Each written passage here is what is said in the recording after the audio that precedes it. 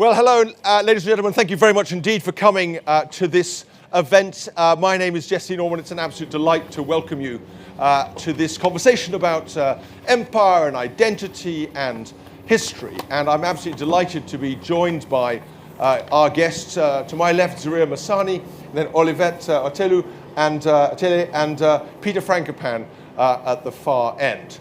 And what I thought we would do, if it meets your approval, ladies and gentlemen, is we would just have a little bit of a conversation to allow each of our guests to talk a little bit about things that move them in their work and in their lives and in their observation of the world. And then we would open it up to a slightly wider conversation amongst everyone, and then we'll throw it open to you guys for those hard-hitting Clifton questions that we all love and relish. So if I can start then, perhaps, Olivet, with you. Okay. You're an extraordinary figure because of the work you've done on the history of slavery and on African European history and identity. Maybe you could tell us a little bit about that.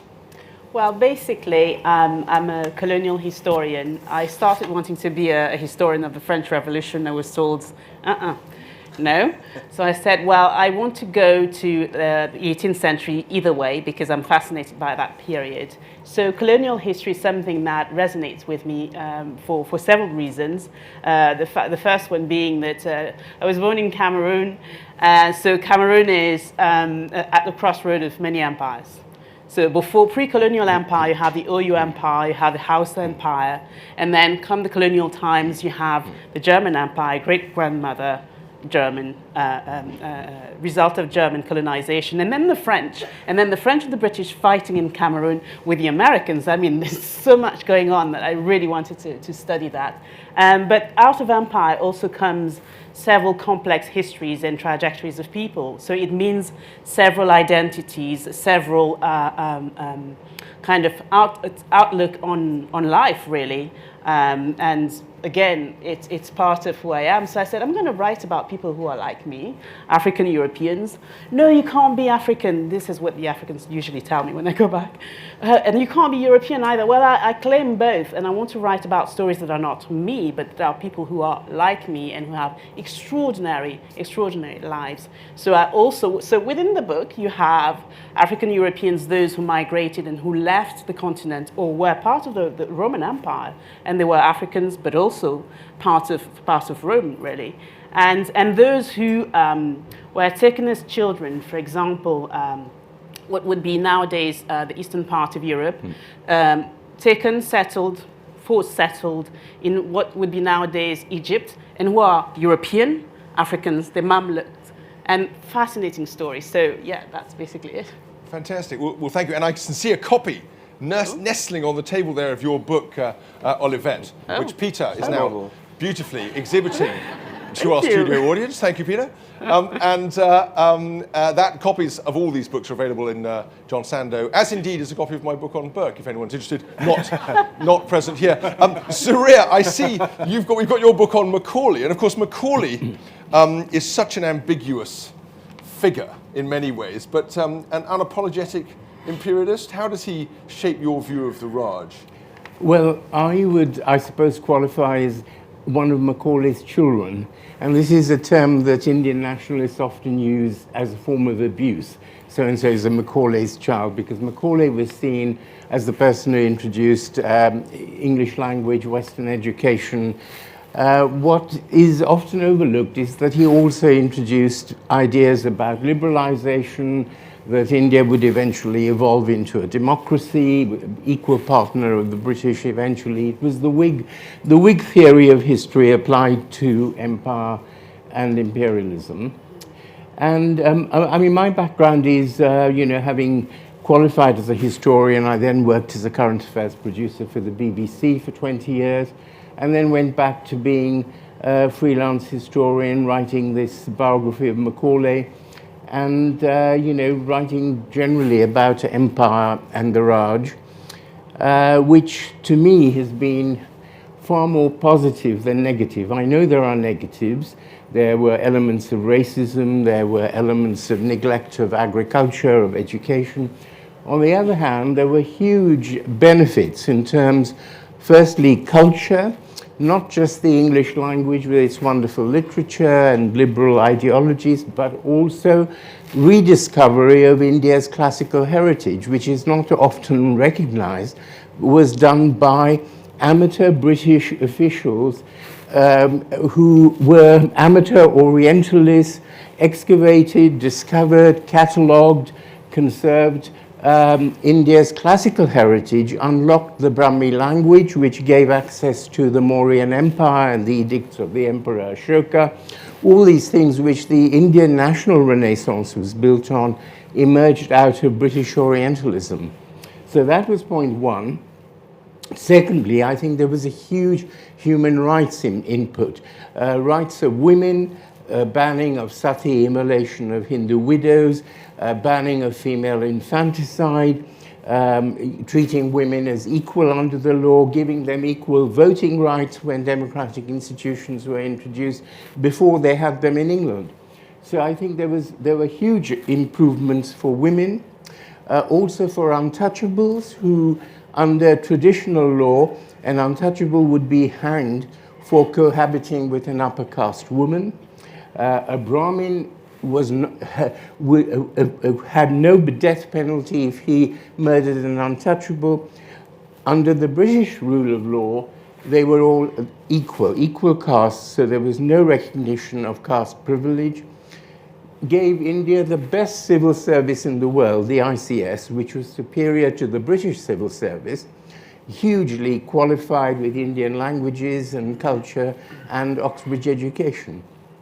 And the rule of law, which meant that we had, for the first time, governments which were bound by their own laws and which had a hierarchy of courts to implement them, including, very crucially, commercial law. So I've just reviewed a book, The Economic History of India, by our foremost economic historian, Tirthankar Roy, who's at the LSE. And his argument throughout this book is that without the British Raj, India would not have had the structural foundations of a modern nation, because the East India Company and the Raj integrated Indian markets. For the first time, you had all India markets, abolished internal customs duties. So there was this huge advantage for Indian business classes who uniformly, almost uniformly supported the Raj right through the years of the mutiny, 1857 and on. So there was this, rising middle class, merchant class, trading class. And finally, I think there were, I'm happy to, give statistics, but I won't bore you with them about the economic improvements. I mean, India in 1913 had the world's third largest railway system. It had the world's largest canal system. It was the world's third largest exporter of textiles, the largest exporter of jute, but most of all, democratic institutions, which I think across the Commonwealth, it is very noticeable that unlike the French Empire or the Spanish Empire, the British left functioning democracies, whatever their faults were, they were broadly democratic.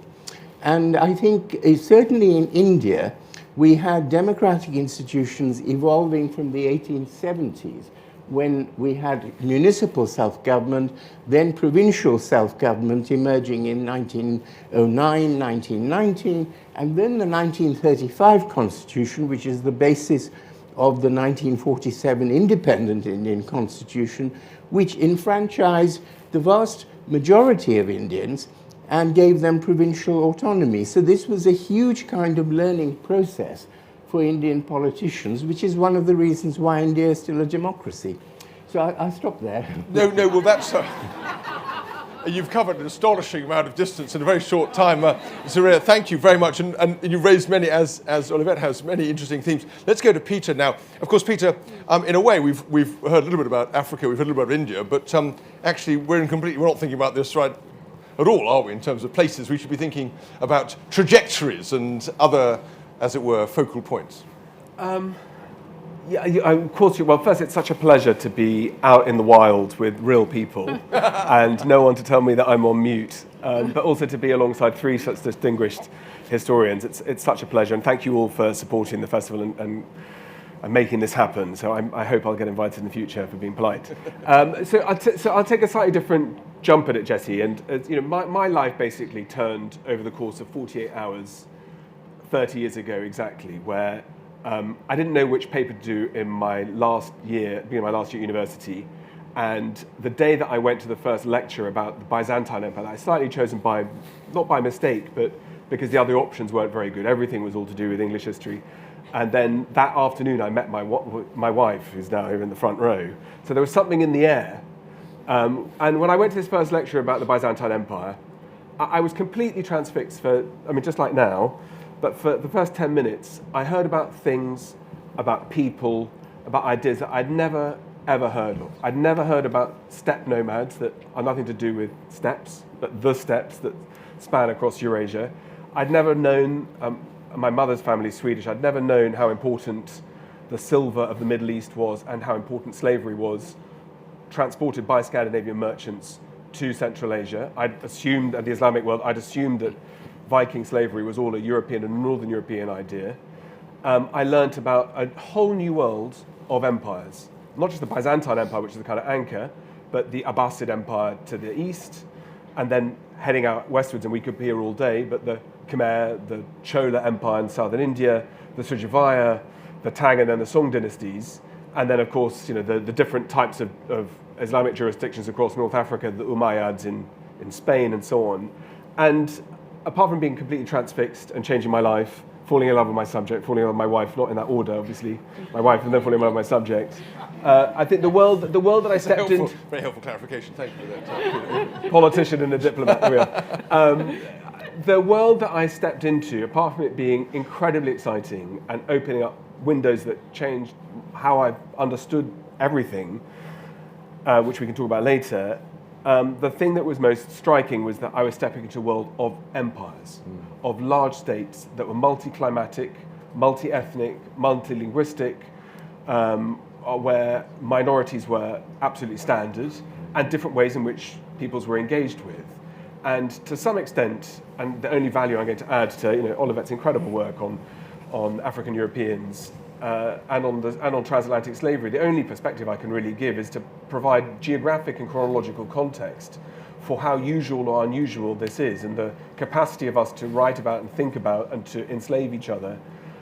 So my trajectory is slightly different because I haven't really engaged with Europe's role in the world, because it was almost the thing that was least interesting to me as a European, but rather to think about how should we try and understand pre-colonial, British colonial empires, and understand what colonialism means to a Chinese or Russian or South Asian or Southeast Asian or East African, which I have done a lot more work on, what this means from different perspectives.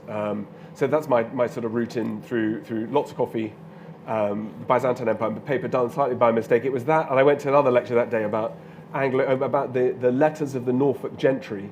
And if life had taken a different turn, maybe I'd be here talking about the Norfolk gentry and how important the Paston letters were. But as it happened, that first lecture I had literally electrocuted me into dropping how I thought about the world and to understand that it was more complicated. In fact, the conversation I had, and she'll tell you it's true, that afternoon as I met my wife, and it'll explain why I married her and never let her out of my sight, was she said, in your understanding of history, where does kinship and power and gender and religion fit?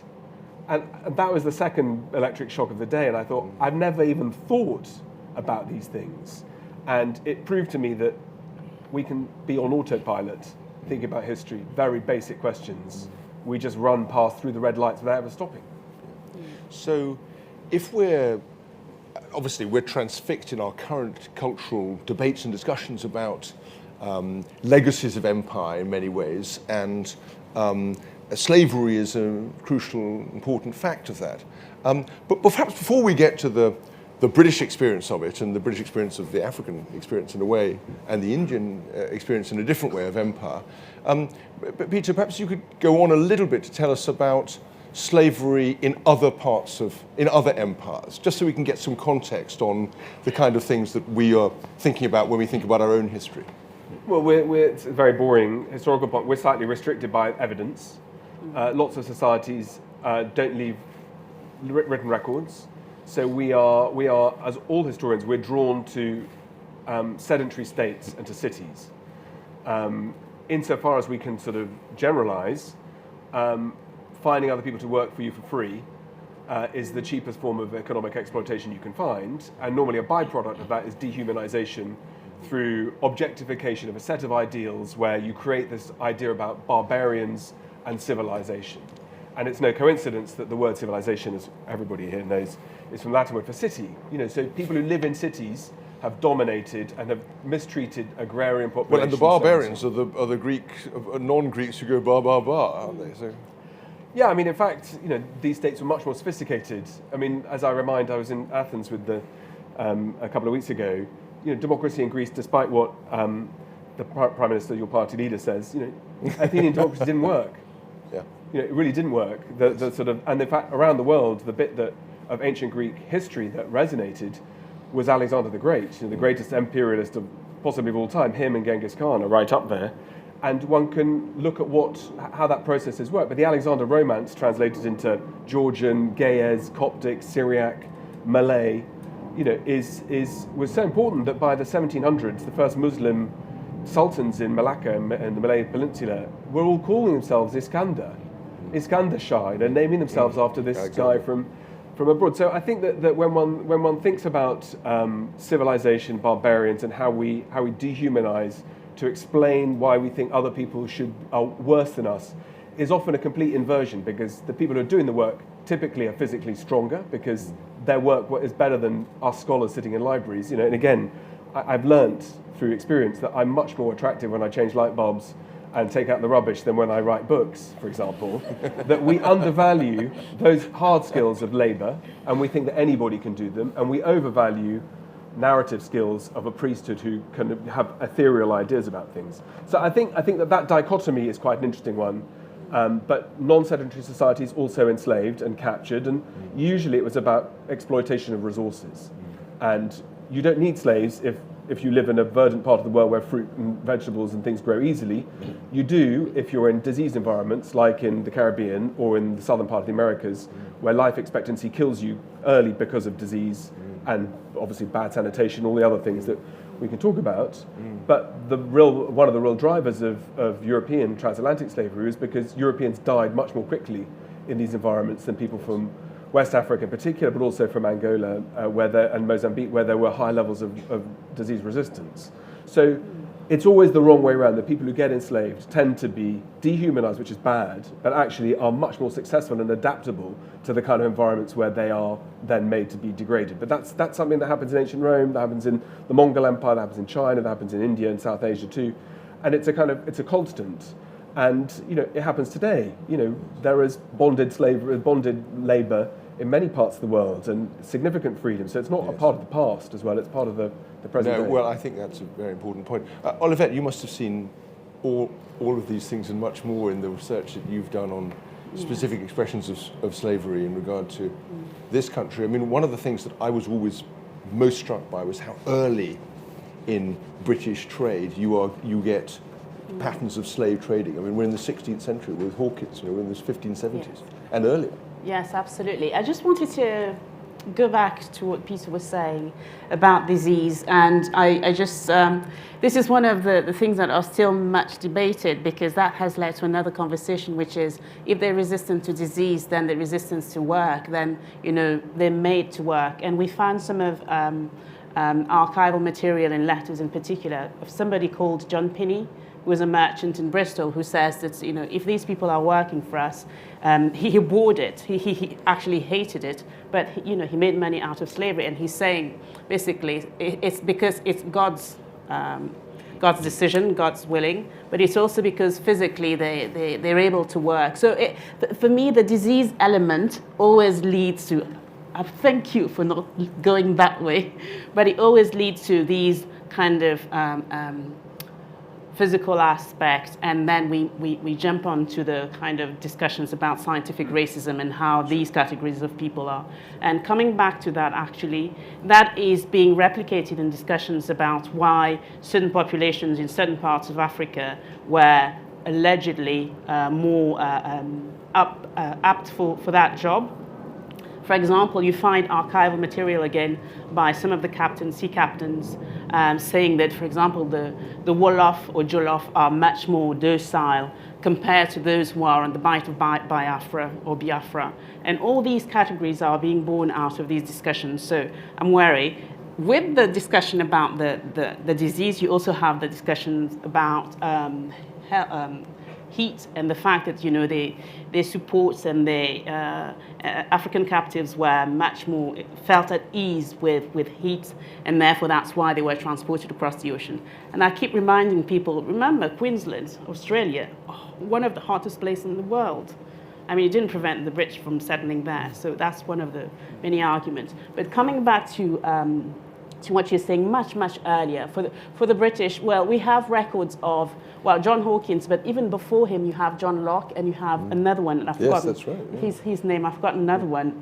So, and these are only the details that we have, but there is discussions about having earlier traders going, not rogue, but just roaming the oceans and getting on board Spanish and Portuguese ships to try and, you know, see what was happening and see if they too could have access to that. So it's a story of really, on the one hand, you have Europeans going to try and find gold. As you know, the person or the kingdom who had gold or access to gold could actually rule Europe, and that was the case for many centuries, 16th century, 15th century, even if you go further.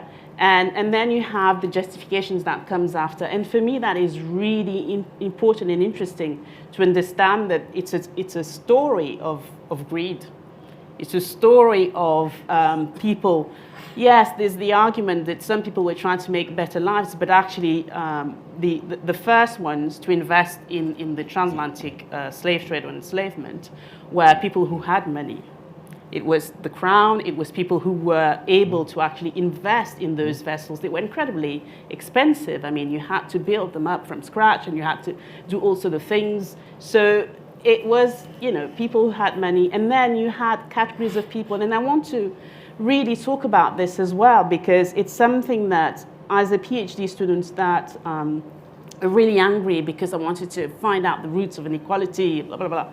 And then I came across archival material about sailors and how they were recruited and how young they were and the kind of the places they came from and what life was like for them aboard slave ships. The confrontation between a massive population of people who have been uprooted from their homes and were ready to fight to take over perhaps the ship.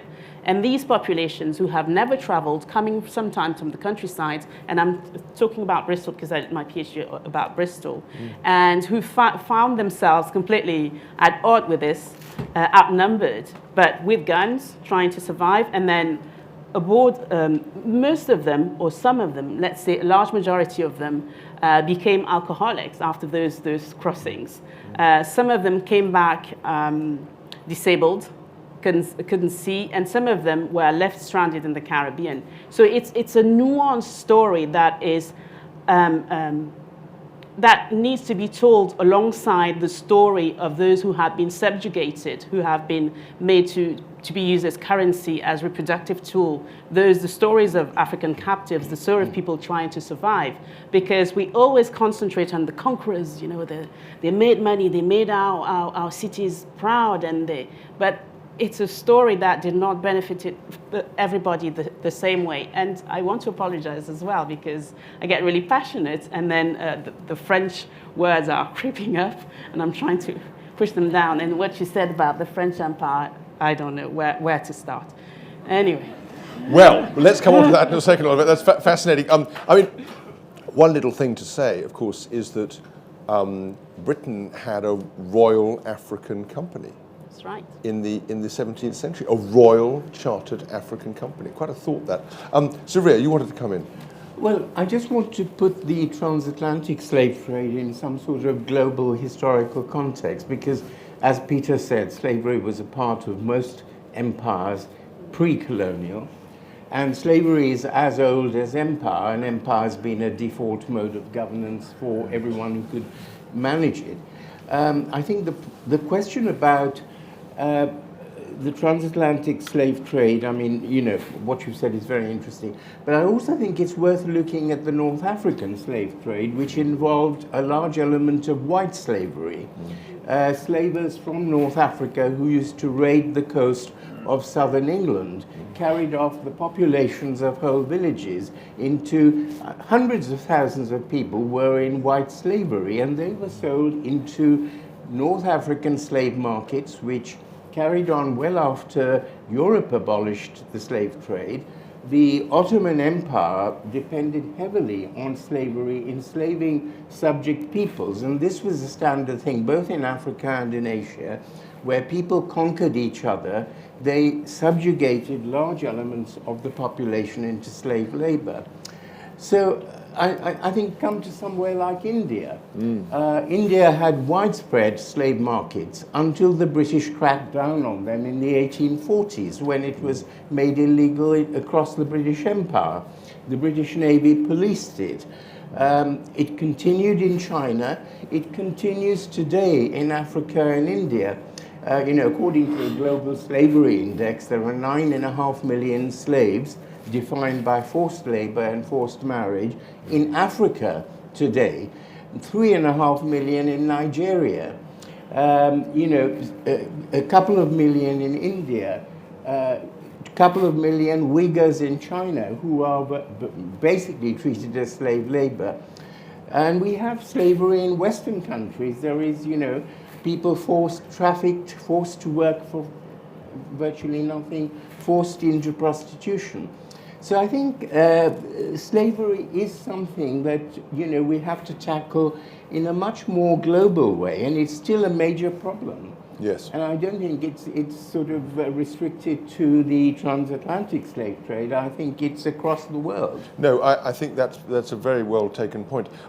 Before we go to questions from the audience, gentlemen, I'm going to animate, if I may, the excellent roving mics. Can I just put a question to all three of you, which is, of course, we focus on slavery because, rightly, it's a central fact of our, as it were, current global existence, as well as a structuring fact of our past.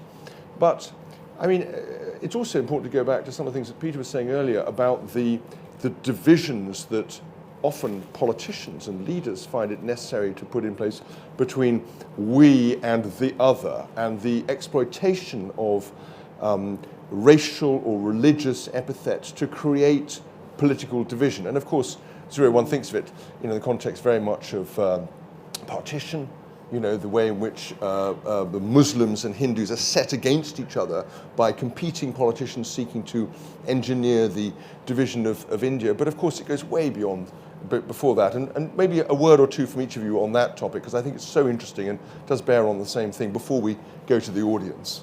Well, I mean, on the Indian side, I think the Hindu-Muslim issue was escalated to a large extent by democratization. So it became a platform for mobilizing votes by appealing to people's sectarian identity. Indian politicians exploited it.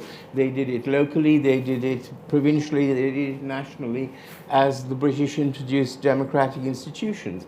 It was a huge dilemma for the British Raj because they wanted to keep India united. I mean, there was never a desire to partition India. It was considered the great achievement of the British Empire to have united India.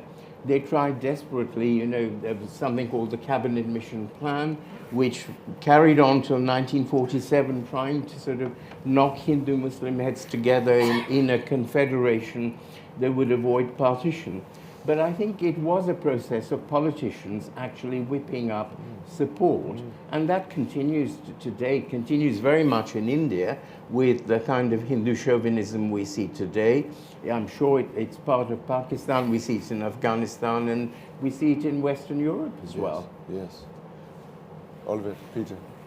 I just wanted to come back to your question. So are you asking how politicians are using the past, basically, or is it that? Well, that's a very interesting generalization. I was thinking in terms of, and what's so striking about the Indian case is that peoples who had worked perfectly closely together for hundreds of years suddenly found themselves told that because of certain affiliations or religious or other commitments, they were, as it were, alienated from each other and then exploited. And I just thought there were so many other potential ways in which that search for division, perhaps abetted by democratization in some contexts, might be used to drive populist change. Well, I'm trying to think of again, because I'm I left the country as a child, and I'm trying to think about Cameroon, who joined the Commonwealth in 1991, and the fact that they claim to be both British and French and to belong to both worlds. Yes. And the fact that actually it wasn't the same as India in terms of driving populations They were able together. to keep these plural identities going. Yes, exactly. So it didn't work that way. But what did happen recently with the Anglophone, what they call the Anglophone crisis, I don't believe one bit that it's to do with the English or the British separation. It's to do with and I'm not even allowed to say that if I want to go back. It's to do with the politician who's been in place for 40 years. So it's harder to. I really don't think that it should be a pinpoint on the colonizer at all. No, that's very interesting. Peter, did you want to come in on this? Yes, I mean, it's such an interesting question. I mean, I suppose if you go back to the start, states, empires all exist to solve problems. And the people who benefit most are the elites. The function of empire is to divert resources to the center. And the people who are the beneficiaries are those who are able to control political and social power. And everything else is collateral. How do you get goods, people, resources, minerals efficiently from one side of the world to the other? That's the kind of global world that we're all talking about. And as those empires have ended and fallen, it's partly to do with elites being unable to retain control of the means of production and making people do things for them, whether paid, not paid, being sent out to go and run empires. There were something like 70, it was Kwasi Kwarteng's book on colonialism. And I remember one fact which I'll get wrong, but it's something like Sudan, which is bigger than Europe at the time, was run over the course of about 70 years by 60 British officials, 58 of whom had been to Oxford and Cambridge, and 57 of them had rugby blues. So if you went to Oxford and Cambridge, you got a rugby blue, you had the right to go and run this huge state as a viceroy on your own. So empires across all periods and histories, which I know much more about than slavery, which Olivet is one of the world's leading scholars on. So I defer on every aspect. But what I do know about empires, it's that there can be brittle periods and fragilities, which usually involve the failures of the elites to adapt. And so that, I think, sets up a different set of questions about when that happens, who pays the price, how does the dust then settle, and whose fault is it? And often the fault on the ground involves in the emergence of new elites who step into those shoes and take and retain power. And not just in Cameroon, but in many other states, it's about regime stability and not just political regime stability. It's about control over those resources that have now been reallocated, often to people who are very unwilling to share them with other peoples too. And so, Zareer talked a little bit about democratization. That's a much more, from my perspective, is a much more complicated question about exactly what democracy looks like. Is it having a vote and the function of being able to go to ballot box every few years? Is that really enfranchised power, or is it a different form of structure that we might look at too? So it's a little bit woolly, partly because I'd love to now give a set of 3 lectures for an hour each on my, and then ask Olivet to do the same. But so we could talk for a long time. But I think it's the folding and the crumpling of empires. It's not about what should we take away as being good or bad. It's always looking from the centre at the periphery and from the periphery inwards, I think, from my perspective. Okay, ladies and gentlemen, what a fantastic moment to pause. Can we start to encourage you to step forward, hands up, for some interesting questions? Yes, in the back there with the glasses, if I may. Yes, my name's Charlotte Eager. This is a question for Olivet. Olivet, slavery. Appalling though Afro-Caribbean slavery undoubtedly is, and it is inexcusable historically in any way, shape or form, why is it considered to be so much worse than the slavery which has been endemic in society since the dawn of empire? Why is it considered to be worse than slavery in ancient Rome, Ottoman slavery, all the rest of it? Is it because by the time we got to the 17th and 18th century, we were allegedly a Christian country that was doing it, and we were living under the Enlightenment, so there was a level of hypocrisy, possibly, that wasn't there in ancient Rome, or is there another reason? That's an excellent question. The first reason I would say is that because it's closer to us, and because we see the legacies today, and not just the legacies of discrimination, racism, but also in our urban landscape, we see the legacies, they're tangible to us, they resonate with us. I don't necessarily think that it was worse, because there are many empires, as Peter said, and there are many things that happened. The kind of discussion that we're having these days, and I think that's probably why we can't move beyond empires, or empire in British, French, colonial empires, if you would, it's because we're going around the same mountain, biblical reference, we're going around the same mountain over and over again. And I think one of the reasons why is because there is not what I called full disclosure. It is a story that is partially shared. So it's always one aspect or the other. It's always, and I have to say this, it's the balance sheet approach. I'm a historian. It means that I put my feelings aside and I show what happened, what were the connections, what was the relationship, the numbers, and hoping that people will have a broader picture. But what's happening right now is that we have one polarized, that's the term that's being used. One aspect is being shown and the other is being defended, and it's a back and forth. And I find it incredibly frustrating, which means that that's why it's being seen by many as the worst one. And I hope I answered your questions. Thanks. Great. Okay, so now let's go to the lady just here, if I may. That's you, ma'am. Yeah. Just coming in here. Sorry, a little bit further over. Sorry, with the glasses on your head, madam. Yes, thank you. Hi there. I think this question is probably for Peter. It seems to be a given these days that empire and slavery go hand in hand, right? Or that slavery is an inevitable tool of empire. But I'm curious, given all the knowledge you have of empires past, are there empires that didn't resort to slavery? Yes, I mean it depends what one. We can argue about exactly what slavery means. So prisoners of war, for example, who are reallocated, it's at what point are you a slave and at what point are you actually free? And is it about participation in a political process?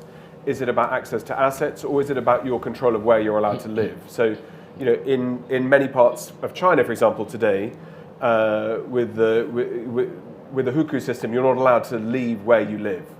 So under some classic examples, and in fact this is a question that Olivet will be able to answer much better than I am, it depends what one's going to define as which specific freedoms, or is it all freedoms, means that you don't have full control over your freedom of movement, which would be the normal one. And then what about the fruits of your exploitation? So I think one of the questions one moves towards then is, what resources are you exploiting and how labour intensive are they? And why can't you pay for them to be done yourselves? And so the kinds of things that slavery is often being connected to, and again in my world of above all in Asia that I look at, it tends to be around cash crops that are highly valuable but extremely labour intensive. But in fact most of the crops and spices and things that grew in Asia, and particularly Southeast Asia, labour itself wasn't the big premium. So normally the use of slavery was about humiliation of people who you captured and defeated in a political process, and by the time you had one or two generations, you didn't really care anymore because that was part of the past. So there's a short period of compression where you can get slave labor to build things, But so often we get it wrong. The pyramids weren't built by slaves. They were built by people who were recruited, a bit like in Witness, with that Harrison Ford film, to come and build a barn. They're given food, they're given responsibilities, and then there's a dispersal process. But there's clearly some form of obligation where the state demands that you do things. So I think it is a little bit more fractured around what bonded slavery is. If it's about people being sold, then that's a slightly different story where one involves it. But that's definitely something that I'm sure Olivet would answer. Yes, I'm thinking. Yeah, I'm thinking about, what is it? How do you define slavery? Of course, the definitions change across time. But if you look at the Oyo Empire, Songhai Empire, Aosu empires, as Peter just said, it wasn't cash crop really. It was also about prisoners of war. It was all sort of, and you had the opportunity sometimes to buy your freedom back. Or it was a generational thing. After several generations, you could do that. But what chattel slavery, in terms of the transatlantic enslavement, did change is that you didn't have these gradations of subjugation. You just have one rule of law, and that was, chattel slavery. Chattel slavery being your children, their children, etc., would be automatically slaves as soon as they're born. I'll just add there before you could, just because then you'll change the topic. I mean, in the steppe nomad, in the Mongol world and the nomad world, when you conquered someone, you took everything. You didn't just take their goods, you didn't just take their women and children, you took their names. So Genghis Khan's name of birth, Temujin, which means blacksmith, he was given because his father captured a man that day who was called Temujin. And so you expropriate by completely dominating full control over the apparatus of the people you've conquered. And so whether that counts as slavery or oppression or washing out people's history, that's a very effective way of reducing people to status, which means you're not free. Sorry. Zareer. I think we also need to recognize that slavery in many societies, such as the Roman Empire, if you read Mary Beard, certainly in Mughal India, in the Ottoman Empire, could often result in people actually being freed and actually rising to positions of great eminence. So in India, one of the leading dynasties was called the slave dynasty. They started out as slaves and became sultans. The Ottomans used slaves who became viziers, were, extremely powerful figures. And in the Roman Empire, I mean... Septimius Severus became an emperor. He was a slave, I think, originally. Slave stock. Yeah. So Mary Beard is very good on this, the way that it was all quite porous in the Roman Empire. Slaves were not necessarily slaves beyond a generation or so, and often rose to positions of great power. So I think we need to recognize slavery had different forms in different areas. Well, in the British Empire, slavery wasn't porous. So it might have been you could have, if you bought Septimius Severus or your, Russell Crowe, who would have made a great emperor in Gladiator. You could, the Mamluks are the best example of that. Slave caste imported from Central Asia to serve the sultans in Cairo and Egypt, have a revolution where the Mamluks take over. They are literally the slaves who take power, but those are very exceptional. And in the colonial world, in the European colonial world, that never happened. So we've exercised an unconscious apartheid by not having any questions from this side of the room yet. So, sir, can I just get a microphone over to you, if I may? What would you say the impacts of slavery are on the modern world in terms of the treatment of ethnic minorities in Western cultures? And if there's negative impacts, how would you guys personally address those impacts to reverse the tides of the past, basically? Thank you very much indeed. That's a marvelous question. Can I go? Yeah. Okay. So this is something I really feel strongly about because it's because of the legacies of the past that I wanted to go back in time and look at the history, and that history specifically. The legacies are dehumanization, are discrimination, and our long history of trying to fight against them shows that they do exist, even though people say they don't exist. I'm jumping really rapidly. After, you all know, I'm assuming you know the story that after the abolition, there was the Compensation Act of 1937, and there was the compensation of plantation owners for the loss of so-called property, and the fact that communities in the Caribbean were not given necessarily land or that compensation. And so that created, and there was already a hierarchy in the Caribbean because of the arrival of indentured labor. So that created a hierarchy at many levels, and those hierarchies persisted. We see the same thing happening during the First World War, and I have looked at this, and I have worked with David Lusoga in one short documentary about the treatment of First World War soldiers coming from Empire. It was very didactic. It was for students and secondary schools, and you see the same thing happening. So there was a kind of, not an acceptance, but there's a long history of inequalities. And we come back to the 1960s, well, First World War, you know, the Second World War, you know the story again. But we come from the 1960s, 70s, where we're looking at laws now, all the race relations, I can't even remember how many there were, because there were discrimination of employment, housing, access to health, and all sort of things. And then we're coming to the 1980s, where I'm doing like my semester course. Yeah. The 1980s, where you have the riots. They call them the race riots, but actually you also have many white working class people fighting alongside. And then you have the Scarman report, and then you have the Stephen Lawrence report, and because it means that it's not over, it means that we haven't tackled the inequality, and when we try to tackle them, we always tackle them mildly. We're not bold enough to go and look at really education, for example.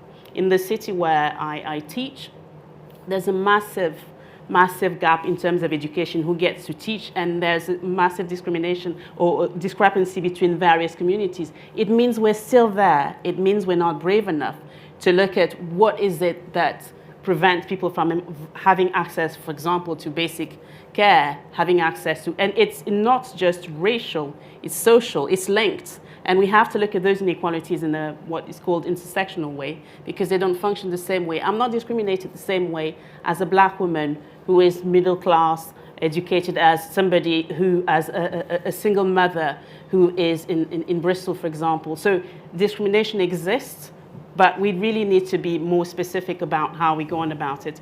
I could go on a long discourse about it, but I do believe that we can do it. This is my fundamental belief, that we have the power to do it, we have the means to do it, and we also need to kind of work beyond the political, separation in parties to do it. Yes. And that's, for me, is a problem. I entirely agree. Zareer? I have a slightly different perspective than Olivette on this, because in a previous incarnation, I was a race relations worker in Camden in the early 1980s, before the kind of race relations legislation that we have today. We were campaigning for tightening race relations legislation, outlawing discrimination, policing the police, monitoring the police accountability, all these things. And I think if I compare certainly life in London today, which is what I'm best qualified to speak about, it's a different world. I mean, more than half the population were born outside Britain. It's hugely multicultural, like ancient Rome for that matter. So I think this idea that we are still somehow stuck in a sort of victimhood of inequality, I don't buy this, I'm afraid. I think that's not what I said. I think communities have moved on. I think people within those communities are very different, and I don't think this idea that we are constantly living with a legacy of slavery takes us very far in terms of tackling inequality today, which is global. It's not just in Britain. I mean, there's massive slavery in Africa, in India still. And I think we should be... But Zareer, the following two thoughts are possible, right? There's been a lot of progress and there's a lot more still to do. I mean, those things are completely incompossible. Well, I have to say, I think as someone who has lived in Britain for 40 years, as an immigrant, it is the most racially inclusive, tolerant society, much more than India, where I spend half my year. Much less racism, and there's the strongest race relations laws, the strongest anti-discrimination laws anywhere in the world. So, ladies and gentlemen, we're mushrooming out into issues of equality and poverty and law and racism, and I'm very keen to take as many questions as possible, so I'm going to ask everyone to keep questions and answers relatively crisp, and we've got a lady here who's got a question. You're going to need to wait for a second, Madam, because we've got a microphone. Thank you very much. My name's Ronnie Singh. I'm a broadcast journalist with BBC and River Radio and an author. This is a question for Jessie, you and the rest of the panel, please, individually. We've talked a lot about empire, legacy of empire, and you're all experts. But I'm another sort of macro aspect. I'd be really interested to hear the thoughts of all of you, please, in terms of current mindset in the territories, the former colonies, and the structure of society, if that makes sense. For instance, in India, as Zareer was saying, I mean, it is still the most bureaucratized society I have to work in. And there is this kind of officer class and then all the layers below it. So I'd be really interested to hear the thoughts of all of you, please. Thank you so much for the question. I mean, by asking all of us such a big question, we're going to be we'll be here literally for hours. So if you don't mind, I'm going to just direct it very quickly to whoever of ours would like to say anything, who hasn't said anything. Peter, do you want to pick this up, or? I think not me, because I'm not entirely sure what the question really is. So I suppose it's... That's my own, obviously, that's my own fault. I personally find it quite hard to comment on other countries, kind of the former, as it were, colonial possessions. So I don't know whether anyone wants to come in, otherwise... I mean, certainly you mentioned India, and there's no doubt that India is one of the most elitist, casteist, colour conscious. Even now, after all the things you've said. Yes, but hugely colour conscious.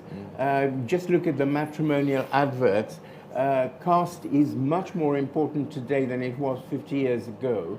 And there's huge bureaucracy and elitism. So I don't think it's a very good kind of evolution of post-colonial society. Well, that's a sobering response. Sir, in the front, or almost the front, yes. So I guess my question is, to be slightly loose with language, is there an economic enslavement which China is practicing, by which Sri Lanka, parts of Africa are accepting loans for very legitimate infrastructure, but saddling them with debts which at some point they may really resent? That's probably me. Yeah. Well, I could talk about Africa, but yeah. I think we have to be quite careful to think that people who accept loan money from China are stupid or naive or unable to do mathematical calculations. And that is the default way in which we in Europe think about particularly countries in Africa and South Asia, that we think that they walk into the wolf's lair without realizing. And that requires several leaps of faith to believe that other people are naive. And that looks to me like a form of quite aggressive neo-colonialism to be suggesting that in the first place, which is the standard view, right? The reality, I think, it's very, very different if one talks about specific projects. So in the case of Sri Lanka, there's one particular port at Hambantota, which has been a catastrophic disaster in terms of over-lending based on projections that were going to require much, much more traffic that hasn't emerged, building of an airport in the Prime Minister's home province or hometown, in fact, to create jobs and shiny new buildings that doesn't have a single international flight coming in out of it. And the question is, who picks up the bill? And with those kinds of things, as you will know, I know Simon's a friend of mine, always the question is, how does the lender perform when there's a default?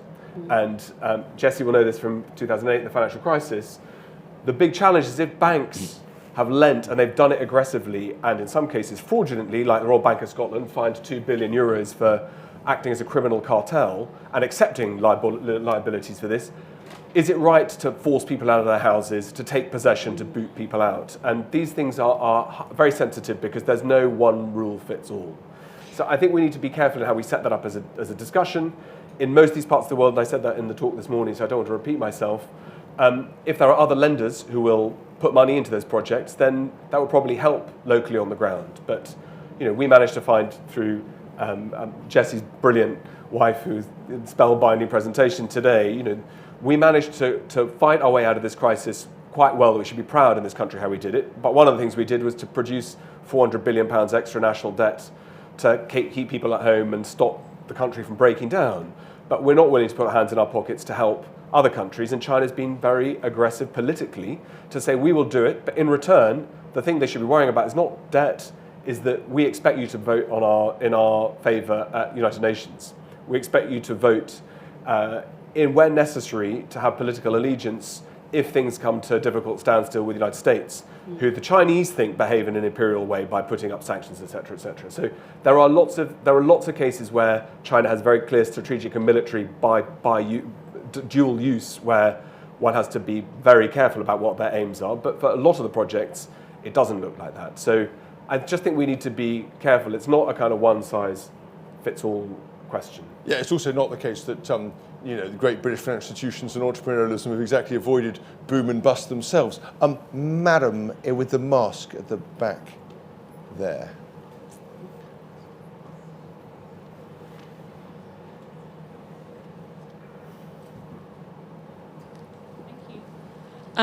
Sorry, I'm not sure of your name, but the person to the right of the... Zareer Masani, to my left. You talked about how progress has been made, so we need to shed this idea of victimhood.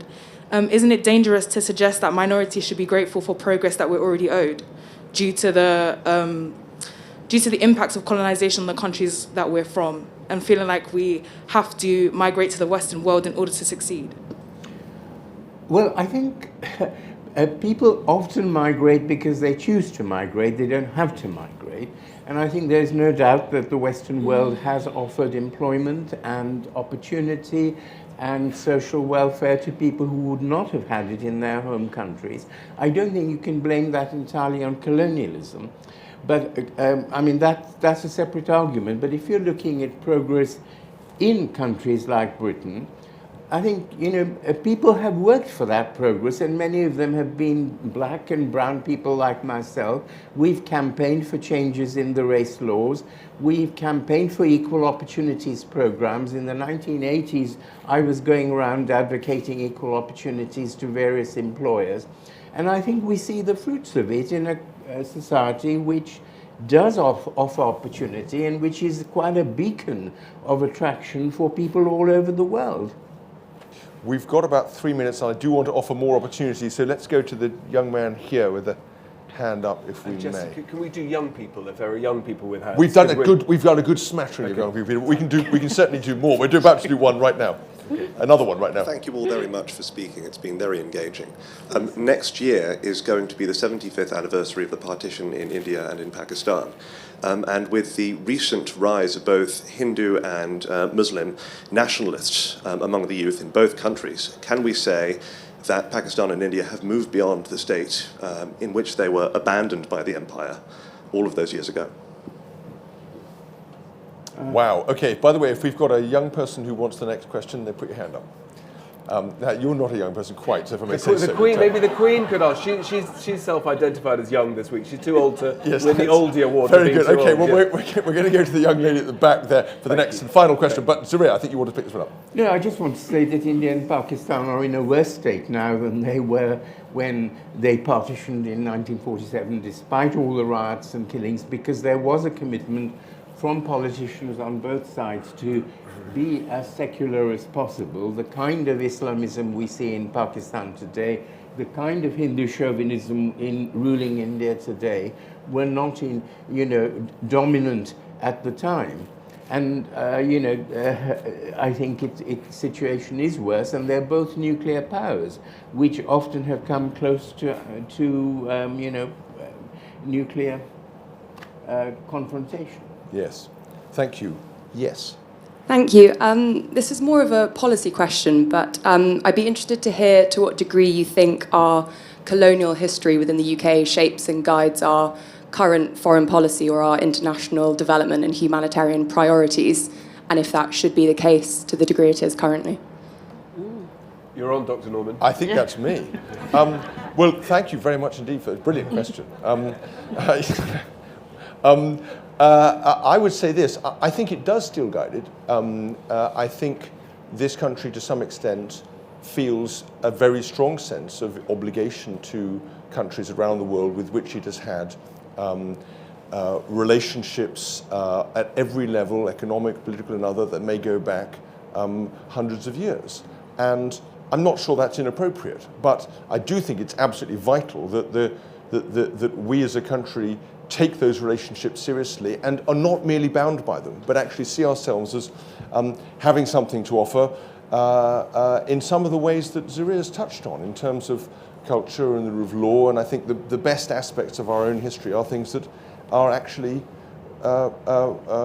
available and have always been available to a very wide range of people. And I think one can make them available without insisting on a certain kind of late colonialism or, as it were, an imperialism après la lettre. We can just say, look, we have things that we'd like to give, and we know you have things that you want to give, and we'd love to share them with you. One final question from this gentleman who's been extremely patient, and I'm going to thank him for that. And if it's as difficult as the last question, we're going to move very swiftly on. Hold up a sec. No one's mentioned the Commonwealth. Is that an anachronism? I was kind of touching on it before, but I don't know if anyone wants to pick up any Commonwealth legacies and continuities that we might think of a wider historical or cultural kind. Well, I think Olivet and I both agree that the Commonwealth has a role to play. We've been on conferences organised by the Commonwealth, yes, talking about its importance and the fact that it is still a cultural community of some sort. It does mostly have countries that have some kind of parliamentary system. Okay. Why don't you have the final word? We're going to have this discussion. So I was chairing an event organised by the Commonwealth, and Zareer was one of the guests, and there were very different views about the Commonwealth. And I do believe that it could have been something really interesting to explore, but as it stands right now, it's not working for all countries that are involved. And again, I'll give you the example of Cameroon, and I don't know why this Cameroon is in the Commonwealth, because there's no benefits, maybe for the ruler, but there's no benefits for the population that the population can actually, rally behind, because the population needs to see something practical for them to rally behind the idea. So there's more that needs to be done to that extent. But there's also a discussion about the Commonwealth being a continuation of colonialism, and we need to have this conversation as well. You can disagree, but some people share these ideas. We can't just discard them because they disagree with the idea of the Commonwealth. So we need to engage with this discussion. Unfortunately, they might become polarized, but I do believe that sometimes I work on collective memory. Sometimes the disagreements, the vibrancy, the not so nice part of it is part of the healing process. It needs to come out. So, yeah. Did you want to come in, Peter? Well, just the last. I mean, I had a fantastic lunch. There's a bunch of incredibly bright students here from the London Academy of Excellence. Sitting over here, young people asking great questions. And one of the best things about being a historian is the right to be pedantic. And the most important thing is always to understand the value of words. And so the first one I'd want to understand, in what way is the Commonwealth got anything to do with common wealth? Right? What does that actually mean from a structural point of view in terms of whose responsibility is to whom? And is it all funneled up to the mothership of the United Kingdom? What about these bilateral relationships between countries that are supposed to be linked together because of the fortuity or in misfortune of people who reach there as colonizers in whichever century it might have been? So always think about what these words actually mean rather than does the structure look or sound right. Well, ladies and gentlemen, I hope you will share my view that the combination of sweeping generalization and pedantic insistence on one or two points that has characterised this has been something we can all rejoice in. We've covered a very wide distance. We're very grateful for your excellent questions, and I hope you will join me in giving all of our panellists a massive Cliveden round of applause. Thank you very much indeed.